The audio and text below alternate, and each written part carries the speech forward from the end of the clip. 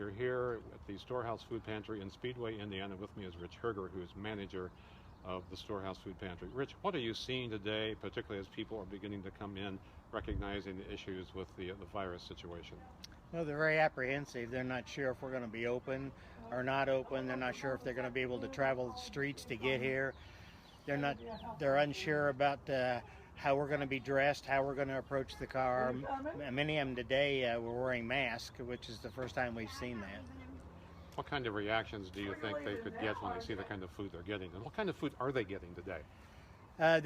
This is a senior distribution in the afternoon, so it's a little smaller distribution, but they're getting, they'll get some vegetables, they'll get some fruit, and we try to have a couple main course type meals, boxed meal, some type of pasta, spaghetti, and then we try to give them some produce that we've been able to acquire. Is this a typical kind of distribution for the Storehouse? If not, what does a normal day look at the Storehouse Food Pantry? No, there's only 4 senior distribution centers in central Indiana, and we're the one on the west side. And that distribution is, as I said, a little smaller. It's targeted just to the senior. But this evening is our normal distribution, and on the second Saturday of each month is also a big distribution that we have during the day.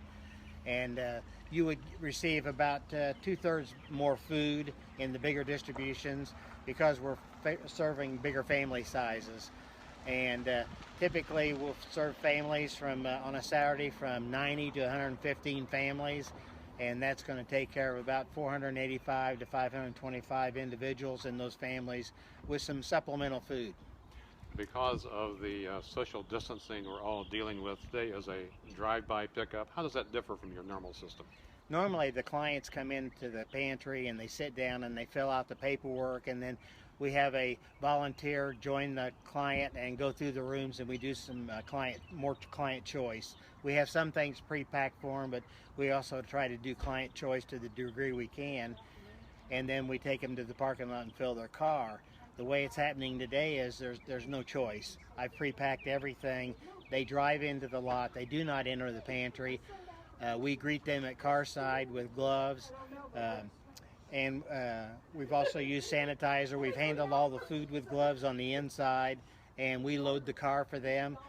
We've been given a waiver that if they've been a previous pantry owner or visitor and have their paperwork on file, we do not have to send paperwork through the window for them to sign, so they've not touched anything. Based on your experience here at the Storehouse, can you give us a sense of what the magnitude of food and hungry people is, particularly on the west side of Indianapolis?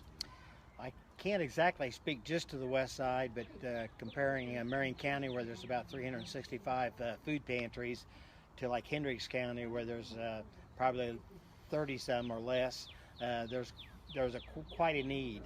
Also, I'm seeing zip codes. We do collect zip code information, and I'm seeing zip codes of people visiting the pantry I've never seen before, and the numbers that I'm seeing. They're coming from farther distances to come to this pantry. Especially as we've gone into the coronavirus, some pantries have been able to staff with volunteers, and they've been closed. But they do post where other nearby pantries are, so they come here. But you've still been able to keep open, serving the west side of Indianapolis with volunteers. Today we have volunteers, quite a few from Speedway Christian Church. How have you been able to get people to come in and work? It's remarkable, the number of people here on the west side in the Speedway area that they're willing to come in and do this work for us, understanding that we're sending the minimum number of people to the car, and most of the volunteering will be inside the pantry. About 2/3 of my volunteers come from my home church at Speedway, but all the churches in Speedway or ministerial association participate in one way or another. We've sort of talked about quantities and numbers and metrics, but how do you take a look at this in terms of serving the human need of people coming to your pantry? It's definitely a need. All over the United States, people suffer from food inadequacy. You can listen to the news every night on what we're trying to do as a country to feed those school children that are not able to attend school. We're either handing out the lunches in Speedway from the schools. We're a small Corporation and Speedway, we don't have school buses, but in Pike and Wayne, they may even be distributing food to children by buses to try to get that food out there. If you could summarize in just one statement your feelings about the service you're providing, what would that be? It's needed. It's just needed so badly.